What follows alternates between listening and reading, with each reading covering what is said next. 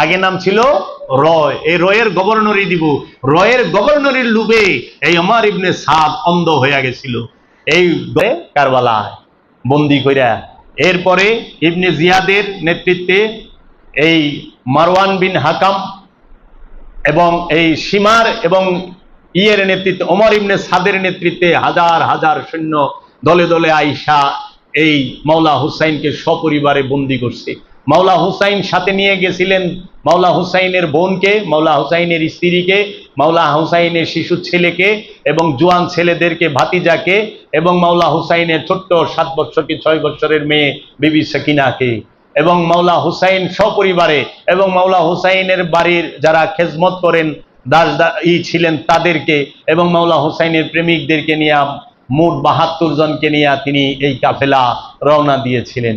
কারবালায় এই কাফেলা যখন পৌঁছায় মাওলা হুসাইনকে গ্রেফতার করে কইরা হুর বলে, আমাকে নির্দেশ দিয়েছে এজিদ, আপনি যদি এজিদের কাছে বায়াত হন তাহলে পরে আপনাকে ওই দামেশকে নিয়ে যাব, আর যদি আপনি বায়াত গ্রহণ না করেন আপনার বিরুদ্ধে উপযুক্ত যে শাস্তি সেটা আমাদেরকেই করার জন্য দিয়েছে।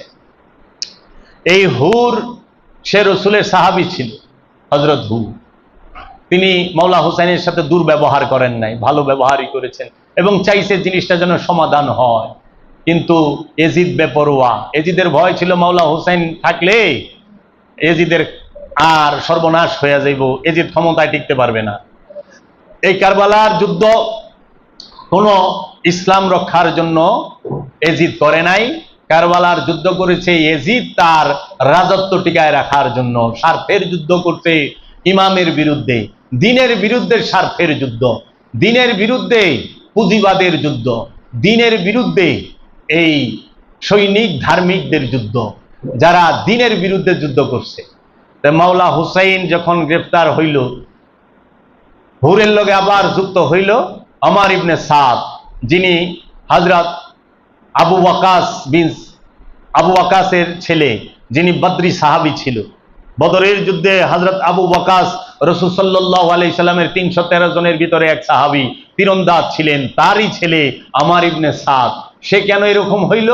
তাকে এজিদ লোভ দেখাইছিল, হে ওমর ইবনে সাদ, তুমি যদি ইমাম হুসাইন আলাইহিস সালামকে গ্রেফতার করে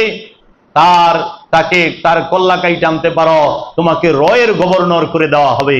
রয় কাকে বলে? ইরানের যে বর্তমান রাজধানী তেহরান, এই তেহরানের আগের নাম ছিল রয়, বুঝছেন? তেহরান হইছে পরে, আগে নাম ছিল রয়। এই রয়ের গভর্নরই দিব। রয়ের গভর্নরির লুবে এই ওমর ইবনে সাদ অন্ধ হয়ে গেছিল। এই গভর্নরির লুবে, স্বার্থের লুবে তারা দিনকে শহীদ করছে।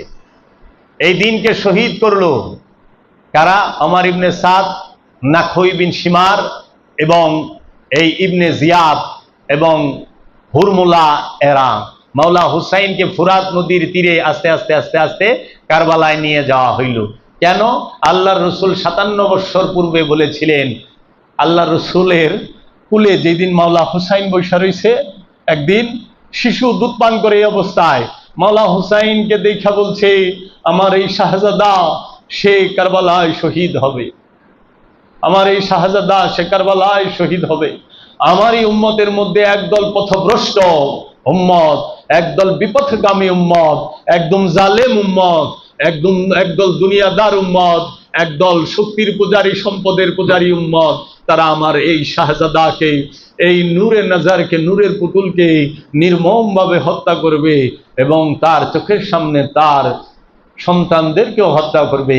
আল্লাহর রসুল জবান মুবারক দিয়ে বলছে, এটা তার ফিরবে না। ভাগ্যের কি নির্মম পরিহাস, যাইব কুফায়, আস্তে আস্তে গেল কারবালায়। কারবালায় যাওয়ার পরে মাওলা হুসাইন বলল, এই তো সেই স্থান, যেই স্থানের কথা আমার নানা জান বলেছে যে কারবালার মধ্যে আমার বংশের রক্তের মধ্যে একটি চক্রাপাকরা কুকুর মুখ লাগাইব।